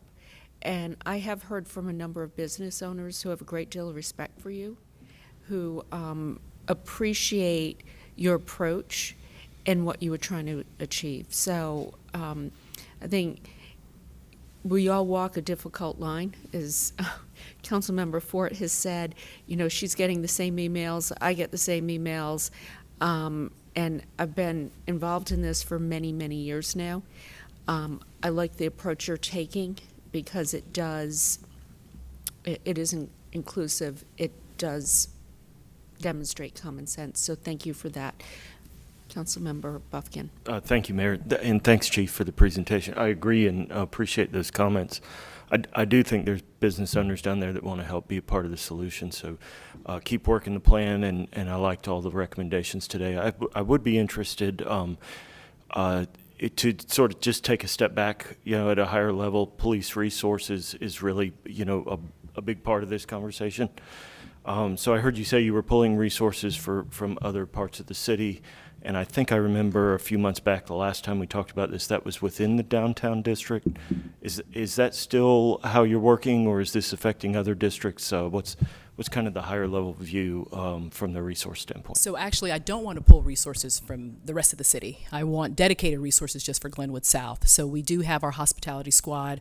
We have our SCU special enforcement officers being out there as well when they don't have other calls, that they are in that area, stationed in that area, as well as additional officers that we bring in to work. So we're not pulling officers from, patrol who are answering calls for service. We are getting other resources throughout the department to do it. Okay. And just one final note, one of the things that we talked about, you so eloquently we brought up at our retreat, with the NAACP was a program aimed at gun violence and violent crime. And I think that what we've seen, that has to be one of our #1 priorities. So I know, City Manager, you are committed to finding funding for that, but I think that needs to be priority 1. And you will have our support and encouragement. So thank you. Thank you, Mayor, for that. I appreciate that support. I think it is needed. Okay. Thank you all. Thank you. Thank you. And that concludes my report today. No extras. You're disappointing me. Okay. Come on, there's going to be one more thing. Well, since you had to, we talked about national champions. Michelle Millett, I don't know if she's in here, but Michelle Millett and I had the opportunity to go over to NC State last night to watch the cheer teams and the dance teams do their pre-show and send-off for national championships in Daytona. So they left this today at 12 o'clock, and hopefully some of those 3 or 4 squads will be bringing back another national championship to our capital city. Stormy is looking at me like I've lost my mind. But hey, the things that you do for your kids, right? But no, it was really good to see the kids. We had the opportunity to visit last year. It was COVID. Even families had to separate themselves. Parents were able to go out, the seniors with their parents, and escort them out on the court. It was a really sweet moment. And so I gave our best wishes from the city and encouraged all of our athletes to do their best and represent the city well. So hopefully we'll bring a couple more national championships back to Raleigh this weekend. Girl power. That's right. Girl and boy power. We've got some guys on the cheer team, yes. Mm-hmm. Yep. Okay. Next we have the report and recommendation of the Sister Cities Association.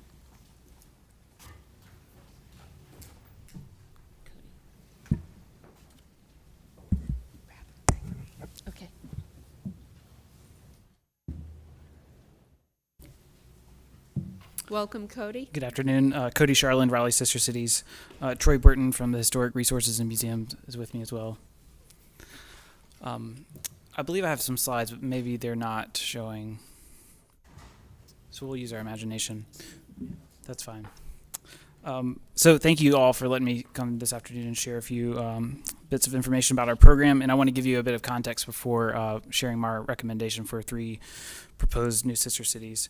So Sister Cities International is a program that's in every U.S. major city, and it engages local citizens and officials within global diplomacy. So it's over 2,000 relationships over in 140 different countries. So it started in the aftermath of World War II by Dwight D. Eisenhower to reconnect the global connections that were broken at the time. And so our perspective within Raleigh is that Sister Cities offers a way for Raleigh to connect with our world through celebrating global cultures. Someone recently said to me that Sister Cities is the least objectionable municipal program, and that person was Troy Burton last week, because everyone can participate and benefit. So there's a lot of people who are passionate about this. We find this all the time within Sister Cities, and we have multiple inquiries about new partnerships and programs from both local and foreign parties. So our program is 36 years old, and I want to recognize that I'm here because a lot of others stood before me and shared some information and passion about global connections as well. So for our current situation, we have 5 sister cities, most recently Gibraltar. We've had 3 sister city relationship agreements that have ended, one in Russia, Tanzania, and China.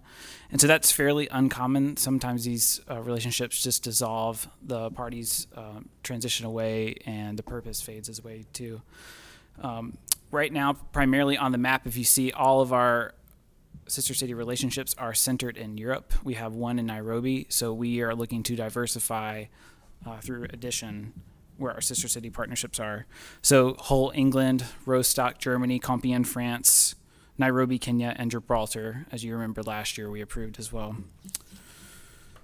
So currently we have 3 inquiries that were presented to you. One is Guadalajara, Mexico, Sir El Danieh in Lebanon, and then Rio Negro, Colombia. And so during the pandemic, we developed a strategic plan as all the global connections and activities were paused as the pandemic affected each location differently. For example, in Germany right now, they're experiencing the highest caseload they have during the entire pandemic. So we huddled together and did a lot of planning, research, and partnerships within our organization. And we re-strategized about what we wanted to do going forward through 2021 through 24. And part of this is energizing our new partnerships and sister city relationships. So that's where we have these 3 new partnerships proposed to you today. They've all been approved and vetted by our board. Within Guadalajara, that's a sizable sister city. They have over 30 international connections through their sister city program. So we will be adding on to an already established program. With Sir and Rio Negro, they're both starting up their sister city programs. They have a few relationships already, and so we will be adding on to a new program as well. I would say for each relationship, the inquiry process is lengthy. It takes a lot of time. For Mexico specifically, with Guadalajara, it's been about a year at this point of working with a Mexico partner and working with the Consul General's office here in Raleigh to find a new partner that would be suitable for Raleigh and pair well with Raleigh and reciprocate the relationship with us. And then for Colombia and Sir, we've both had internal interest inquiries about who can come and who can start up this relationship here. So all 3 of these relationships have been vetted by our board and presented with a plan that both shows leadership, who's in charge of it, the connections and the relationships behind this. They also have short and long-term plans that fit within our strategic plan, and they also have individual goals they would like to achieve over the next 10 years with Raleigh. So that's one thing we learned with Gibraltar is that if anyone just comes to us saying, hey, I want to start a sister city, it takes a lot more than just interest. It takes a lot more time and effort to maintain the relationship. So that was a question that Councilmember Cox asked in, I believe it was November, about what it takes to start a new sister city. So leadership, the connections and relationship, the goals, and the short and long-term plan. And so both of those, all of those aspects are presented to our board. Our board receives those interests and those inquiries, and then we share them with you all today to say that, hey, they've met our requirements, and we'd like to take your questions about this. So I think with those new relationships, we would have a better set of global identity that would spread across the new hemispheres. We would finally go south of the equator into Colombia, and so we would still have some work to do about who's missing within the Raleigh relationships of sister cities.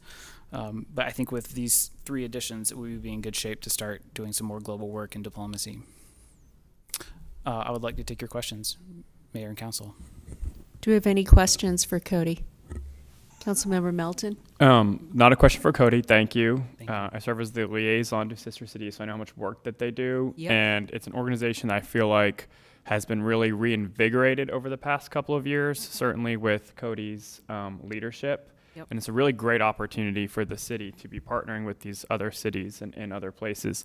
My question, I think, is just for Madam City Manager, just real quick. I want to make sure we have the capacity to take on these 3 new relationships.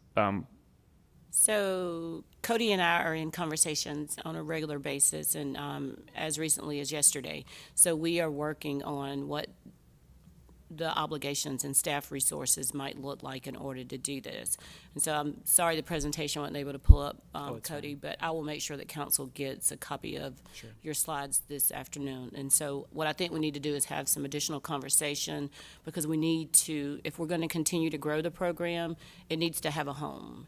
And right now, there's not enough dedicated staff to be able to support it and stand it up in a way that is meaningful. And as you said, Mayor, over the last couple of years, we have been really intentional about our outreach, not just in this community, but abroad as well. And if we continue to grow the program, because Raleigh is a desirable place, right? So everybody wants to be a part or a partner with the city. So short answer is we're working on that, but I think logistically we need to figure out where it will sit in our organizational structure. So is this something you could bring back to us on the consent agenda for approval, or do you need? I think it would be something I'd bring back as part of a conversation, not just to push it through on consent, because I do think we would have to put some framework in place so that we don't grow it too much to where the relationships that we have exceed our capacity to be a good sister city. Okay. Councilmember Melton? Yeah, so I guess if we need a motion, I would just move that we have the city manager bring this item back on a future agenda for our consideration. I thank Cody very much for the work that your team's doing. And I think this is a good plan because I have every reason to think that the program is going to continue to grow and expand with the group you've got there now. And so figuring out how we house it in the city and make it supported and successful, I think is the right way to go. So that would be, I guess, do I need to make a motion for that? I don't think we need a motion. I think we've just provided the city manager with direction. What I really like about what you've brought forward is we're expanding our efforts in other parts of the world, and I think that's really important. And I want to commend you for the work you've done and the energy and enthusiasm you brought to this. Over the past few years, we've seen tremendous difference, and it's much appreciated. Of course. Well, thank you, Mayor, and thank you, City Council. I think with a lot of what's happening in the market research that we're looking at for other domestic programs within sister cities, it's fairly uncommon that sister cities has staff-funded positions within their city. But we were doing some research to see what those roles and responsibilities and the money behind that as well. And for the city manager, I'd like to provide that information from successful programs. We've also looked at unsuccessful programs about where money is maybe not the best use. I think that helps us determine what the right and wrong things are to do. As for support with all of these new relationships with any relationships, we do have dedicated members. We do have dedicated funds behind this. We do have dedicated reciprocal points of contact overseas helping us out as well. So with this request and with this proposal, we weren't looking for any additional city resources, but I do understand, I share the sentiment that, as we grow, we would like to be integrated more and more with the city of Raleigh. Okay, excellent. Thank you. Thank you. Okay, next we have the report and recommendation of the Economic Development and Innovation Committee.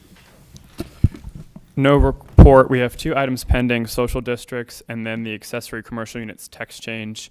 I owe Mr. Raleigh a call on scheduling. We will not be able to host the meeting on the 4th Tuesday due to the chamber intercity visit, so we will have to find an alternative time, but it will happen this month, and I can announce the meeting at our next council meeting. But we will have an in-person committee meeting to address these 2 issues sometime in the month of April. Growth and Natural Resources. I have no report, no items, and we will not be having a meeting in April. The smile on your face is just way too big. Next is Safe, Vibrant, and Healthy Community Committee.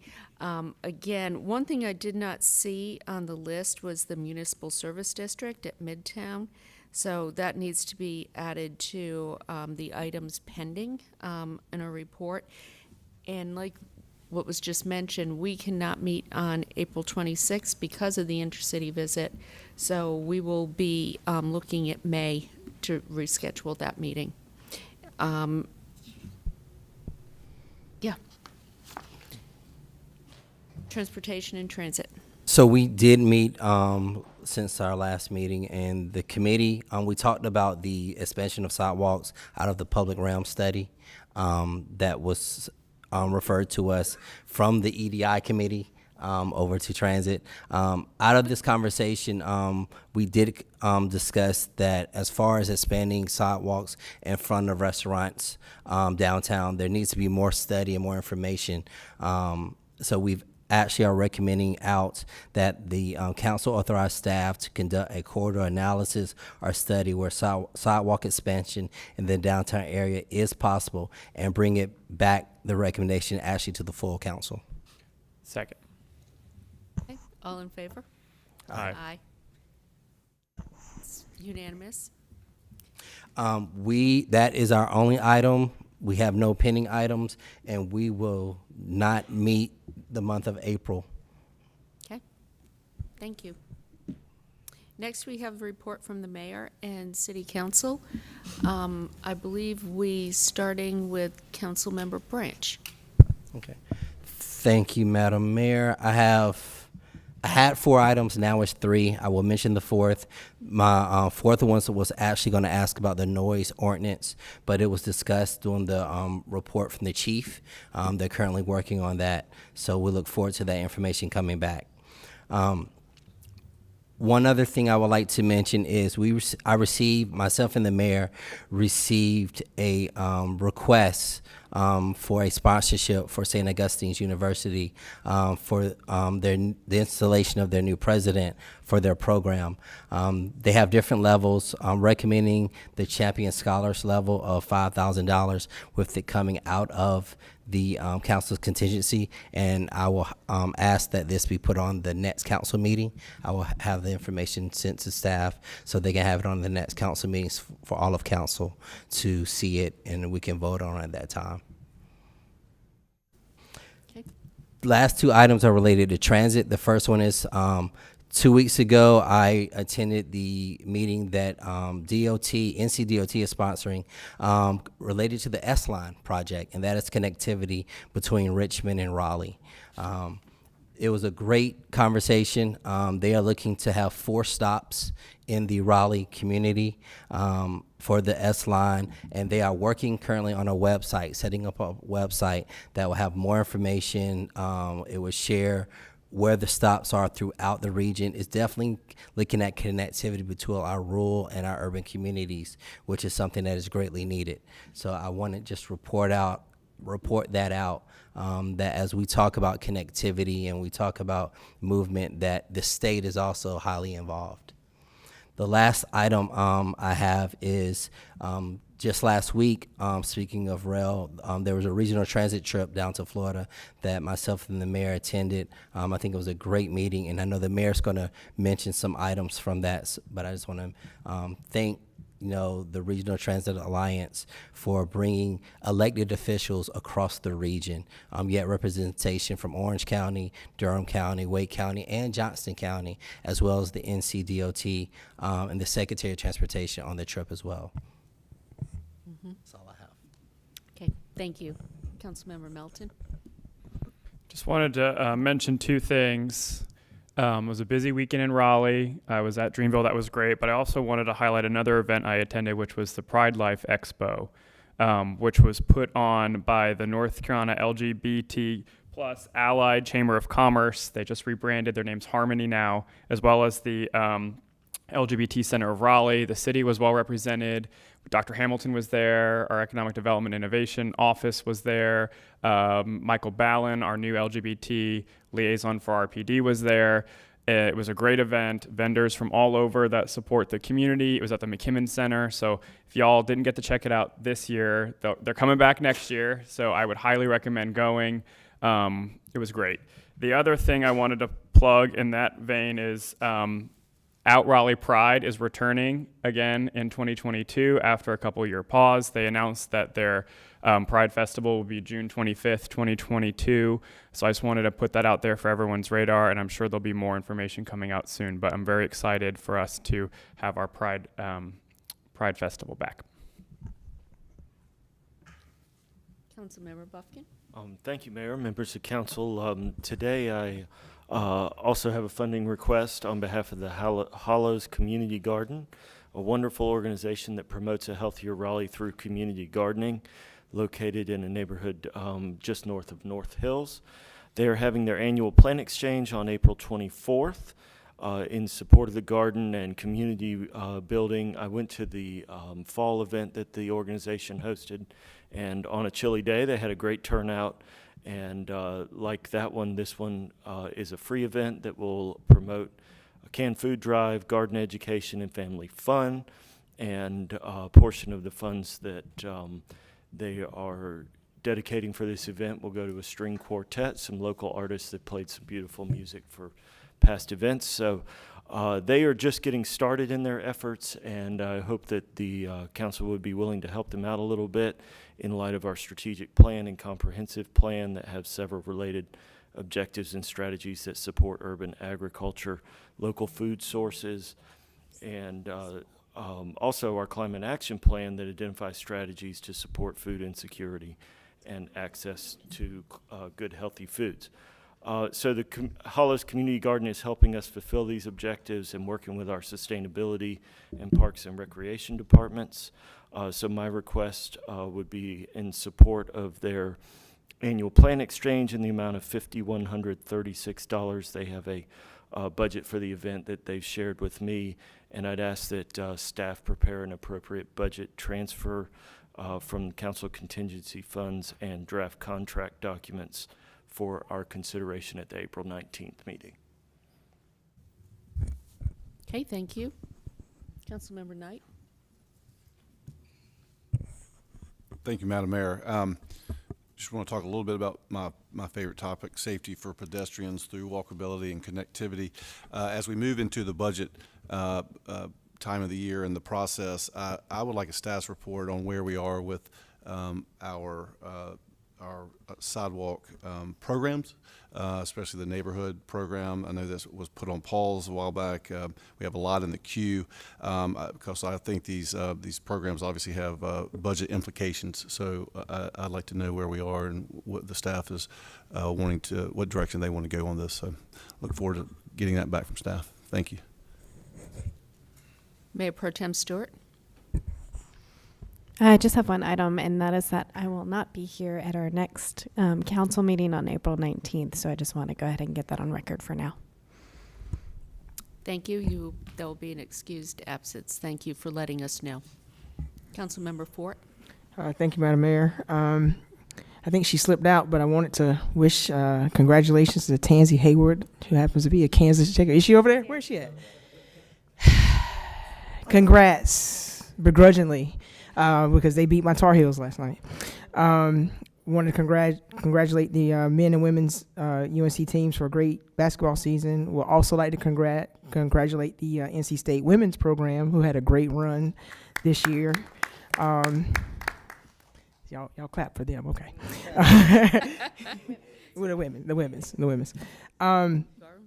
And it kind of leads into my report. This past weekend, I had an opportunity to go out to Lake Wheeler to the Triangle Rowing Club fundraising event they had over the weekend, and got some great information. They're actually going to be hosting, at the collegiate level, UNC, Duke, NC State, and other schools will have a regatta out there on April the 22nd that weekend, which is very, very good for the parks. But also learned something very exciting. NC State will be partnering with St. Augustine's to have the first rowing program implemented for an HBCU in the country, which is very exciting. But there are going to be a couple of issues, and so I would ask the city attorney as well as the Parks Department to look into a couple of things. First, they're going to need some assistance with some additional racks, and I think the rowing program would like to do the racks themselves, but there's some maybe some legal and some other issues that have to be addressed for them to be able to install the racks. And then second, there's some abandoned boats that are out at Lake Wheeler that we're not sure who actually owns them. So I don't know if it's city-owned property or personal property or whomever, but some of these boats haven't been moved in like 10 years. So we need to figure out the ownership issue. So I'd ask the city attorney's office to work with the parks personnel to see if we can determine who owns those boats and maybe have an auction or send them to state surplus or do whatever we need to do with those. And then, I think there are a couple of staffing issues that the Parks Department is working on in terms of having staff available during the times that the teams need to actually practice out there. So I think there may be some movement on those issues, but if we could assist them to do whatever we need to do to stand that program up for St. Aug. I'm very excited about the diversity initiatives in rowing, because they educated me last spring that in Division I, there are a lot of underutilized scholarship money because they don't have enough diversity in the program. So this community is very engaged with creating some diversity initiatives in rowing. So however we can be supportive, that's what I'd like for us to do. Excellent, thank you. So I actually have 4 items. First, Councilmember Branch alluded to the Regional Transportation Alliance trip to South Florida. One of the reasons we organized this trip goes back to an experience I had in Seattle when we went on an intercity visit. And someone asked a developer there why it was so difficult to build TOD in density around transit there. And this woman answered with the response that people can't love what they can't see. And for those of you who have never traveled on commuter rail or on rail, this was an opportunity to really bring the region together and have that experience. So we did travel on 2 commuter lines, one of which is the first private line created in the country with private funding on public utilities. And then the other was their tri-rail service. So we got to sample quite a bit. We also saw this trail and park area that they had created that was beyond magnificent. They had combined, well, walking and biking, but also an area where people can play basketball and soccer. And they said that it is loaded every weekend with kids, and it's just become one of those great experiences.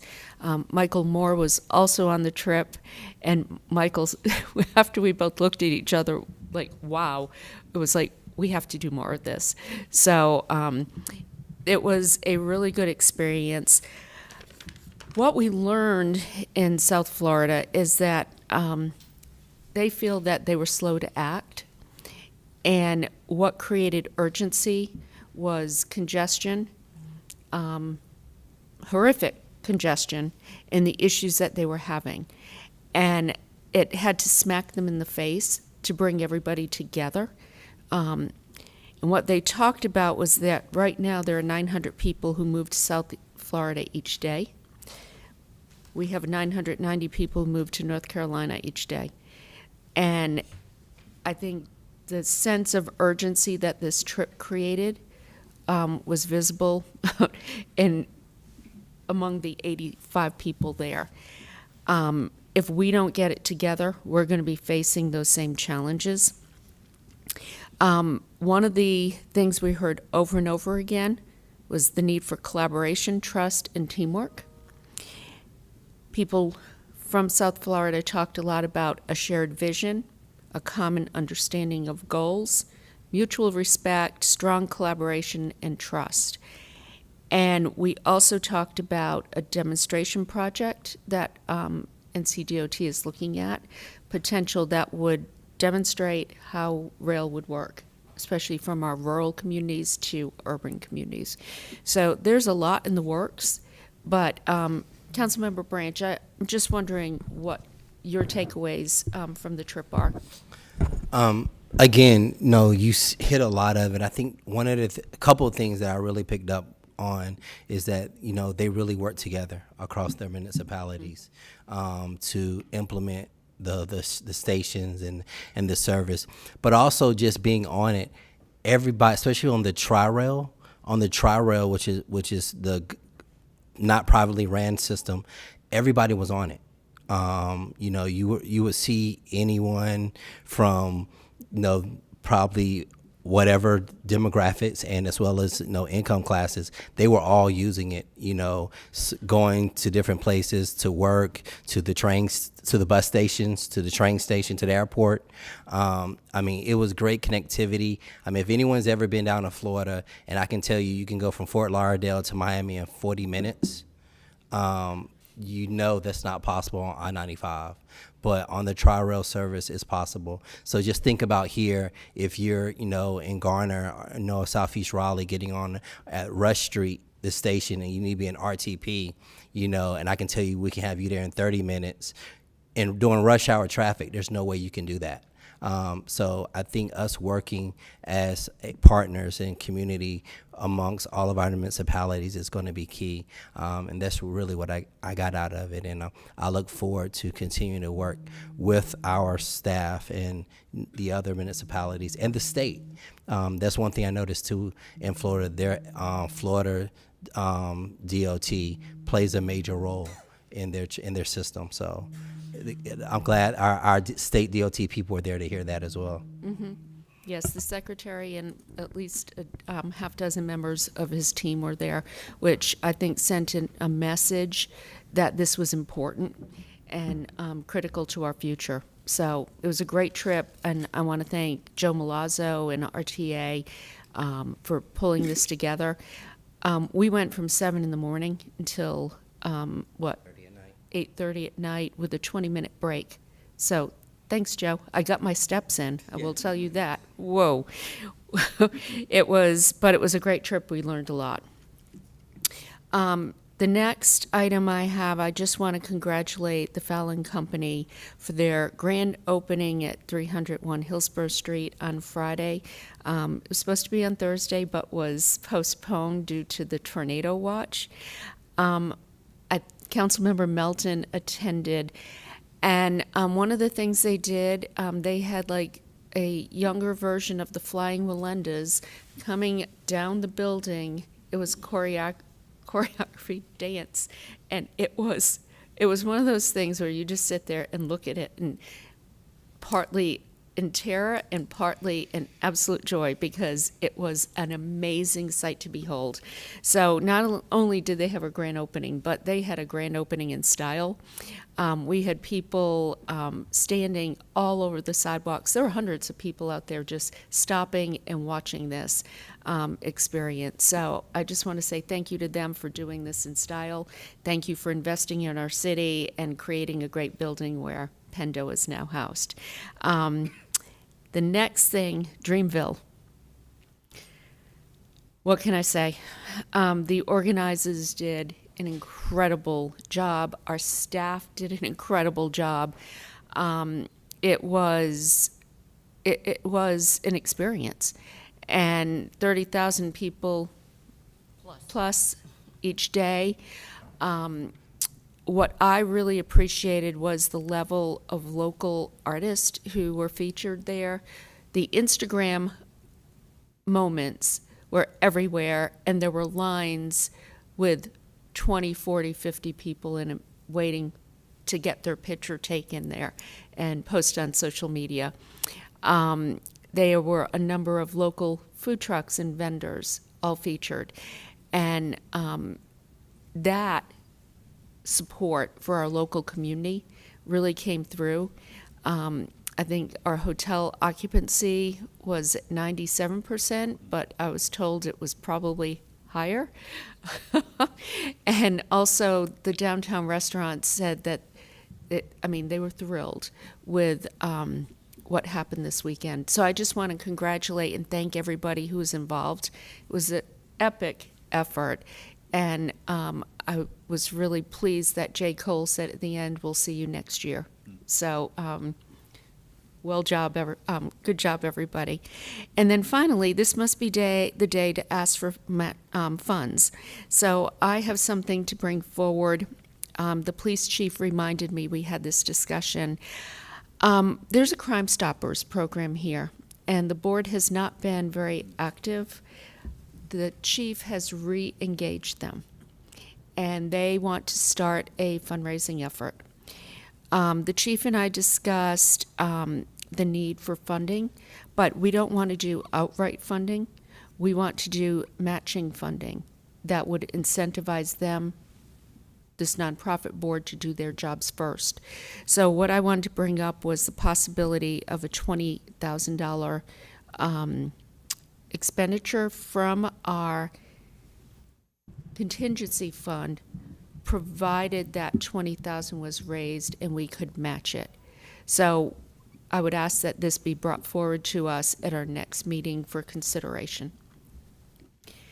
Whew, I'm sorry, that's all I have. Thank you.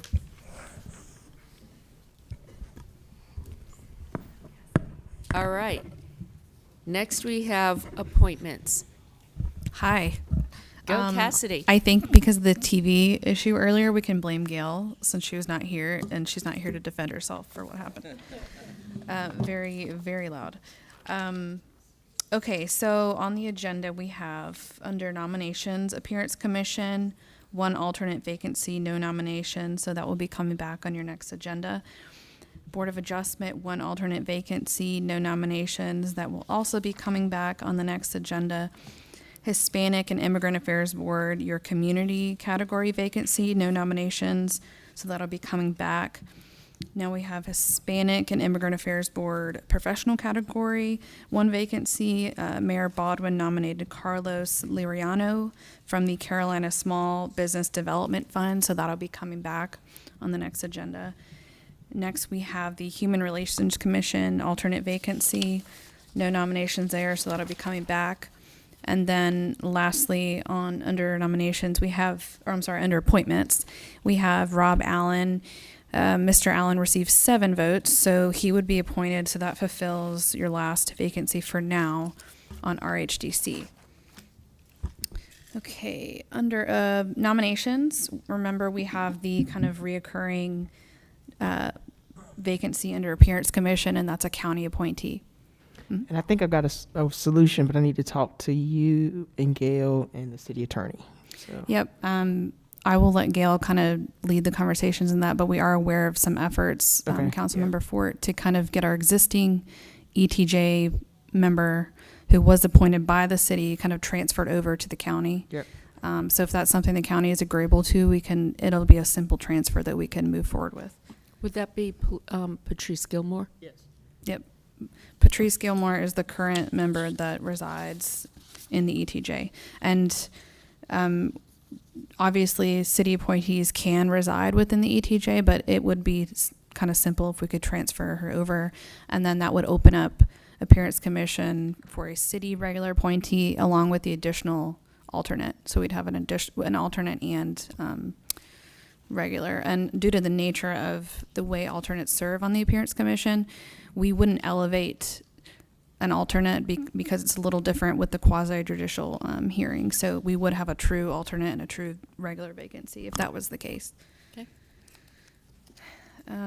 Hispanic and Immigrant Affairs Board, the community member slot, there's a vacancy due to the resignation of Cynthia Martinez Gonzalez. Therefore, you have 1 vacancy there. So that'll be added to your other existing vacancy, totaling 2 for community.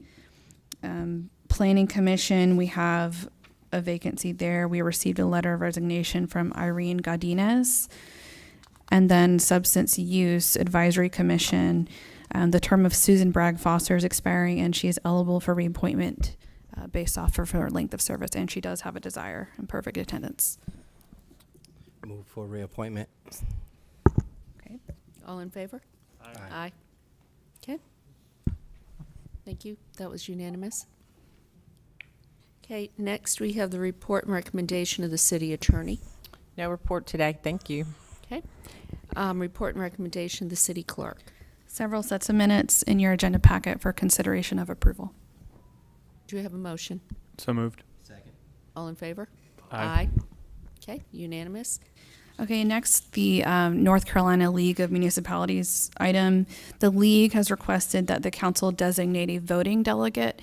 This person would be eligible to cast a vote for the 22-23 Board of Directors, so it would be appropriate for the council to make that appointment, and Gail did email you a copy of the league's request. And as a side note, Mayor Pro Tem Stewart is currently our representative on the Board of Directors. I would nominate Mayor Pro Tem Stewart to continue in that role. Second. Seconded by Councilmember Fort. And we'll just look at this again after, because it's through 23, right? So we'll just. It's just for this upcoming meeting that's at the end of the month. Not Yes. through 23. Mm-hmm. Yep. it's for the, she will be allowed to vote for the new slate. Okay. All right. Thank you. All right. All in favor? Aye. Aye. You, yeah. Thank you. And I did want to clarify that those are two different roles, but you can serve in both capacities, which we've done historically in the past. We've done it both ways. So she can be both, which you guys just voted on. Thank you. Okay, next, we do have a closed session items, so I'm going to make a motion to enter closed session pursuant to GS 143-318.11A3 to consult with the city attorney to preserve the attorney-client privilege and to give instructions concerning the handling and or settlement of a potential claim, including City of Raleigh versus Edgerton and Wardson Construction, Inc. Versus City of Raleigh. So moved. Do I have a second? Councilmember Melton is seconded. All in favor? Aye. Okay. We will enter closed session.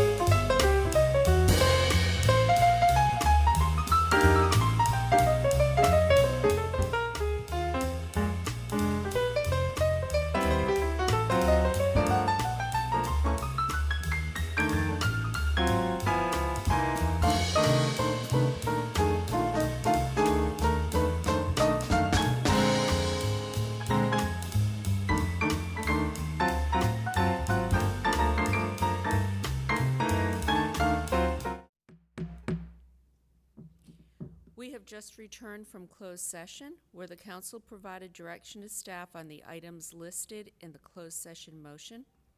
Council will reconvene at 7 p.m. this evening. See you then. Thank you.